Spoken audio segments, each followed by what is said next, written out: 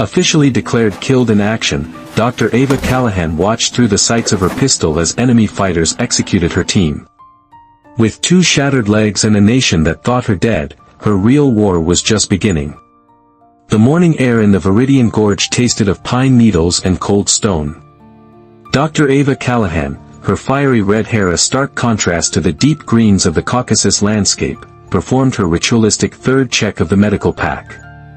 Every hemostatic bandage, every vial of morphine, every surgical clamp was in its place. At 30, she was the lead medic for Griffin Convoy, and her obsessive preparation had become a quiet legend within the unit, a trait that had saved more lives than anyone cared to count. Their mission was simple: deliver medical supplies to a remote observation post in a valley contested by separatist forces known as the Koski Brigades. The 4 armored vehicles of Griffin Convoy rolled out, their tires churning the damp earth. Ava rode in the second vehicle, her SIG MCX spear rifle resting beside her, her gaze fixed on the unforgiving terrain. The gorge was a labyrinth of rocky outcrops and dense pine forests, a perfect canvas for an ambush. 2 hours in, the voice of the convoy commander, Master Sergeant Reyes, crackled over the comms, laced with that casual urgency that signals imminent violence. Griffin 1 to all elements. Movement on the high ridge, east side. Possible spotters. Maintain spacing, stay frosty. Ava's hand instinctively went to her rifle, but her mind was already triaging phantom casualties. Her job was to mend, not to kill. The attack was a symphony of brutal efficiency. The lead vehicle vanished in a hellish blossom of fire and shrapnel as a massive IED detonated beneath it.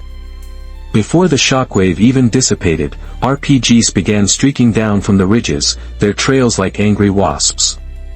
Contact! Contact! Driver, punch it!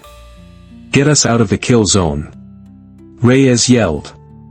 Ava's vehicle lurched forward, trying to power past the burning husk of the lead truck.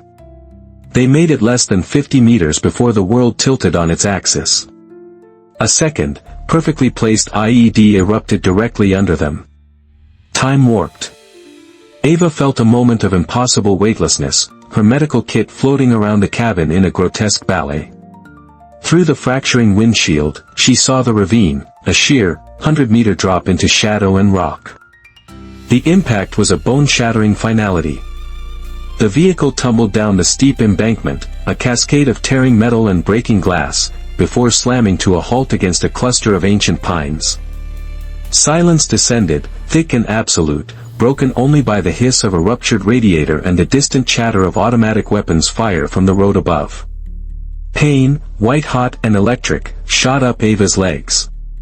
A quick, desperate self-assessment confirmed the worst. Her left femur was shattered, the bone threatening to pierce the skin, and her right ankle was twisted into an unnatural angle. She called out for Reyes, her voice a dry rasp. No response. A glance confirmed he and the driver were gone. Then she heard voices from above, speaking in the harsh, guttural Koski dialect. They were coming down, hunting for survivors. Fumbling, her vision blurring, Ava retrieved her sidearm and her medical pack. Her radio was a mangled wreck.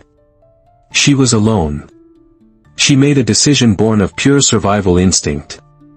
Ignoring the agony, she began to crawl, dragging her useless legs behind her, deeper into the ravine's embrace. Every movement was a fresh wave of torment, but she pushed on, fueled by a primal refusal to die. She found a small, cave-like hollow beneath a massive, moss-covered boulder, pulling herself inside just as the first Koski fighters reached the wreckage. From her hiding spot, she watched in horror as they dragged the bodies of her comrades from the vehicle. There was no mercy. A single, cold shot for each. They stripped the dead of their gear, their weapons, their dignity, before setting the vehicle ablaze with a phosphorus grenade that burned with an otherworldly intensity. They searched, coming within meters of her position. Ava held her breath, her hand gripping her pistol, the cold steel a grim comfort. When they finally left, she was truly alone. A ghost in a green hell, officially dead to the world. For 3 days, the Viridian Gorge was Ava's purgatory. Pain was her constant companion, a relentless tide she fought back with sheer will.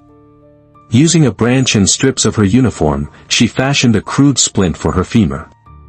She drank from the icy stream that cut through the ravine, the cold a welcome distraction from the fire in her legs. She rationed the few protein bars from her pack, her mind a fortress of clinical detachment. She was a patient, but she was also her own physician, her own protector. By day, she hid. By night, she moved, crawling meters at a time, a slow, agonizing pilgrimage toward a hope she wasn't even sure existed.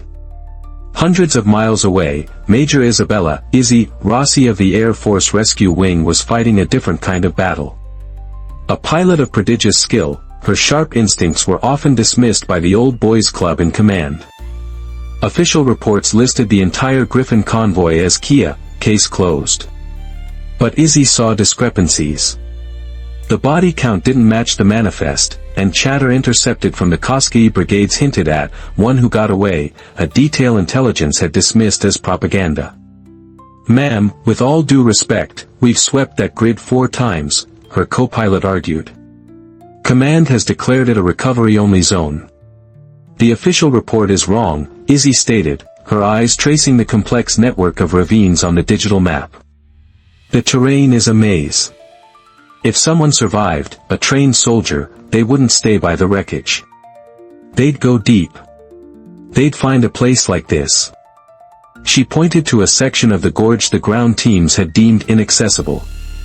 Against orders, Izzy flew a final, unauthorized search pattern, pushing her HH-60 Pave Hawk low into the canyon, its rotors whipping the tops of the pine trees. The risk was enormous, but her gut told her she was right. For hours, there was nothing but the endless green and gray. Then, her crew chief saw it. "Ma'am, I've got a flash. 9 o'clock low. Looks like a glint off metal, intermittent." It was faint, almost imperceptible. A flicker of light from a cluster of boulders near the stream. It wasn't random. It was a pattern. Izzy banked the helicopter, her heart pounding. It could be a trap, but the pattern was consistent with military survival training.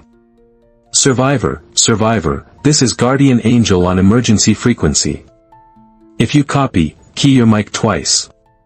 The response came instantly through the static, 2 sharp, distinct clicks. A wave of adrenaline and vindication washed over Izzy. "Guardian Angel, this is Griffin 2 Medical," a faint, strained voice crackled back. "Staff Sergeant Callahan. I'm injured, but mobile. Need immediate evac. Koski patrols are active in this area." Izzy exchanged a look of disbelief with her crew. "Dr. Ava Callahan. Officially Kia. Alive. Copy, Griffin 2. We see you. We need you to move to the clearing 200 meters east. Can you make it?" The silence that followed was heavy with calculation. Then, Ava's voice, steady despite the pain. "I can make it. But do it fast. I will not be the reason your crew gets shot down." What followed was 20 minutes of pure, unadulterated courage. On the ground, Ava dragged her broken body across 200 meters of hostile terrain. In the air, Izzy maneuvered her multi-million-dollar aircraft like a hummingbird, using its bulk to provide cover for Ava's agonizing crawl while dodging potential ground fire. When Ava finally reached the clearing, Izzy brought the Pave Hawk down in a breathtaking display of piloting. The crew chief leaped out, pulling the wounded doctor aboard. As they lifted off, leaving the green hell behind, Izzy turned to look at the woman she'd pulled from the grave. Ava was pale, covered in dirt and dried blood, but her eyes held a fire that no amount of suffering could extinguish. "We never leave anyone behind, Doctor," Izzy said over the intercom. "Welcome back." The sterile white walls of the Landstuhl Regional Medical Center in Germany were a universe away from the raw earth of the gorge. Dr. Ben Carter, the orthopedic surgeon who had spent 6 hours meticulously reconstructing Ava's femur with an array of titanium plates and screws, delivered the verdict with practiced gentleness. "Dr. Callahan, the surgery was a success," he began, his tone carefully neutral as he pointed to the X-rays. "We've stabilized the fractures. However, the damage was extensive. You'll face permanent mobility limitations." Ava stared at the ceiling, the words echoing in the quiet room. Permanent mobility limitations. It was a clinical, bloodless phrase for a death sentence. Her career, the identity she had forged in training and fire, was over. "What kind of limitations?" she asked, her voice flat. "With intensive physical therapy, you'll walk, even jog lightly. But running, jumping, carrying heavy loads, those are off the table. Your days of kicking down doors are over." Physical therapy was a new kind of war, fought not against an external enemy, but against her own broken body and the ghost of the soldier she used to be. Each painful flex of her knee, each agonizing step between parallel bars, was a reminder of her loss. She, the one who carried wounded soldiers from the firefight, could now barely carry herself. The role reversal was a psychological torment more profound than any physical pain. Her therapist, a former infantry captain who'd lost an arm in combat, understood. "You're fighting the wrong battle, Ava," he told her during one grueling session. "You're trying to get back to the person you were. That person is gone. The question now is, who do you want to become?" The advice was sound, but her heart couldn't accept it. Her purpose had been stripped away. The final blow came from the Medical Evaluation Board. It was a cold, bureaucratic affair, a panel of officers reviewing her file and discussing her future as if she were a piece of damaged equipment. The conclusion was inevitable. Staff Sergeant Callahan, the board's president, announced, "Your actions were heroic. But your injuries preclude you from meeting the physical demands of service. We are recommending medical retirement with full honors." Ava nodded, her face an unreadable mask of professionalism. But inside, she felt herself fracturing all over again. She had been pronounced dead in the rubble of her vehicle, and now, she was being pronounced dead to the only life she had ever wanted. Civilian life was a foreign country. Ava moved back to Boston, to the quiet, academic world of her parents. They loved her, but their world of books and theories couldn't comprehend the visceral, purpose-driven life she had lost. She took a high-paying job as a consultant for a medical tech firm, then another at a prestigious hospital. Each felt hollow, a pale imitation of the life and death stakes she thrived on. She was a warrior without a war, a surgeon without a battlefield. The breakthrough came during a quiet evening with her father, a history professor. He watched her listlessly scroll through job postings, her frustration a palpable aura around her. "Ava," he said, his voice gentle but firm. "You're not looking for a job. You're looking for a battlefield." The word struck her with the force of a physical blow.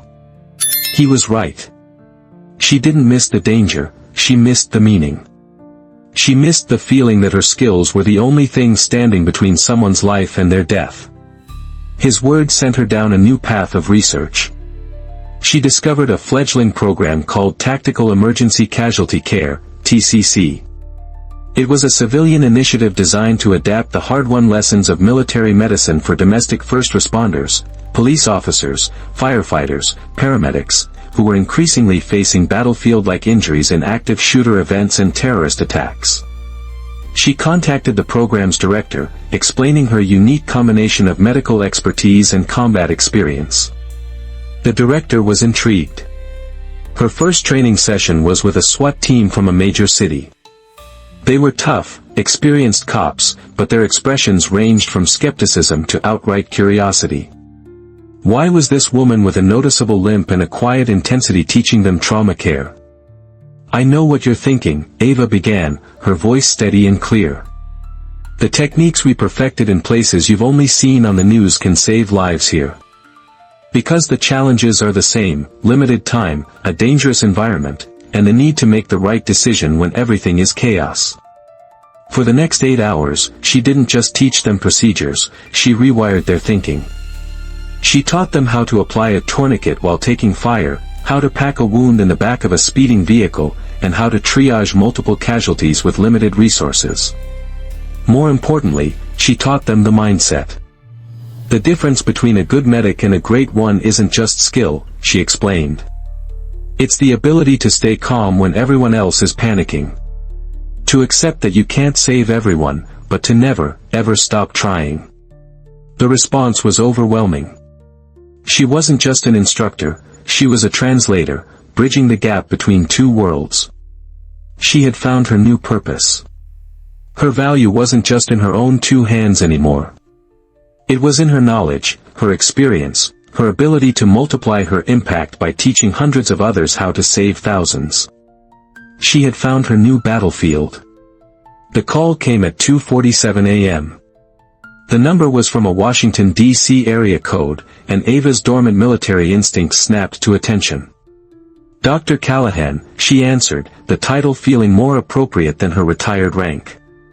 Doctor, this is Colonel Vance from the Pentagon. The voice on the other end was urgent, clipped. We have a situation. A dozen American aid workers taken hostage in Somalia. Several are injured. The captors are using them as leverage. We need your expertise.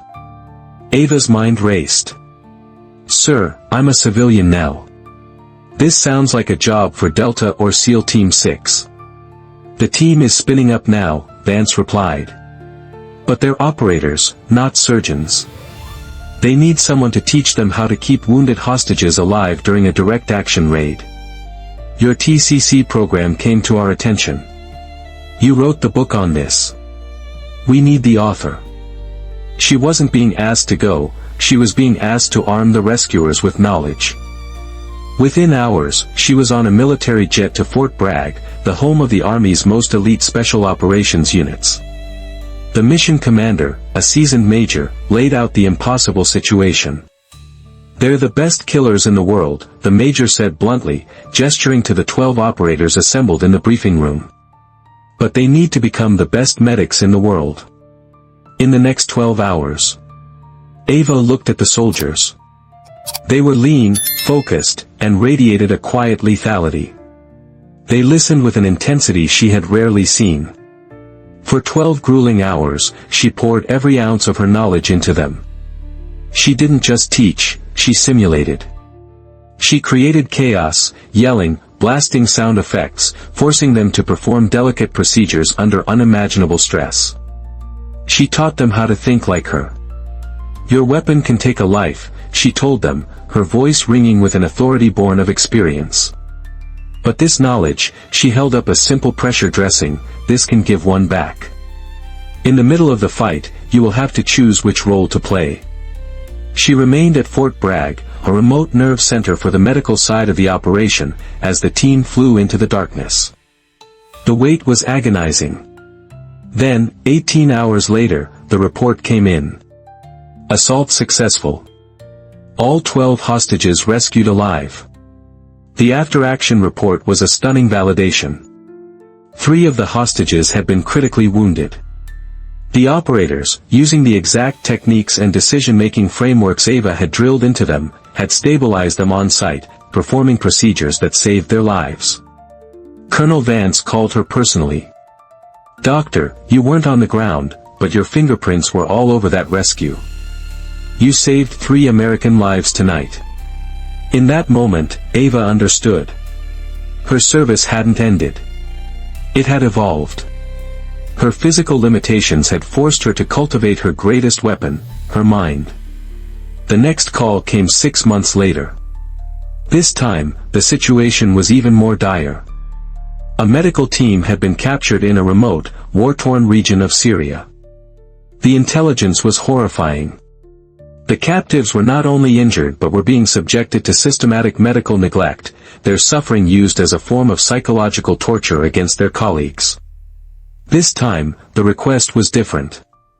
We need more than a trainer, General Hayes, the head of Joint Special Operations Command, told her in a secure video conference.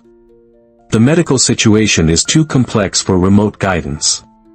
We need an expert on the ground, making the calls in real time. Ava's heart stopped.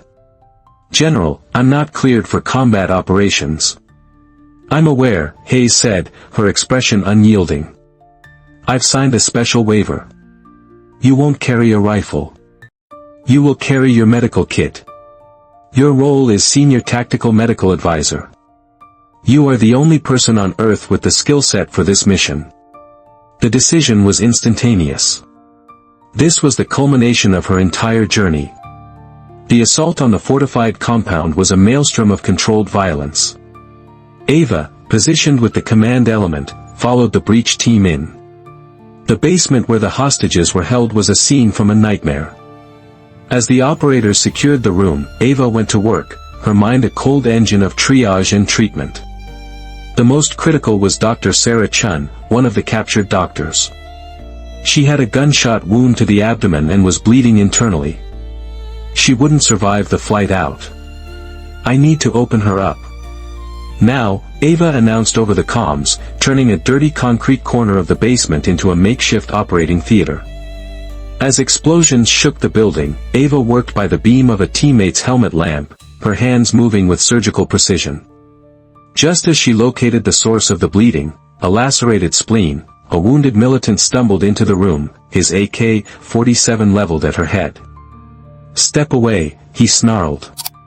Ava didn't look up. Her hands never faltered. Stopping now was the same as killing the patient herself. "Rodriguez," she said, her voice terrifyingly calm, "take him." 2 muffled shots. The threat was gone. Rodriguez never moved the flashlight beam from the surgical site. Minutes later, Ava was closing the incision. Bleeding's controlled. She's stable for transport. The mission was a complete success. All hostages were rescued. Dr. Chun survived. In the debrief, General Hayes looked at Ava with a new level of respect. "What you did down there, that's a new kind of soldier." Ava Callahan's incredible journey, from being pronounced dead in the rubble to returning to the battlefield on her own terms, proves that our greatest perceived weaknesses can forge our most profound strengths. Her story isn't just about survival, it's about reinvention. What challenge in your life, what limitation you thought was an ending, might actually be the beginning of your most important chapter. Share your story of turning a setback into a strength in the comments below.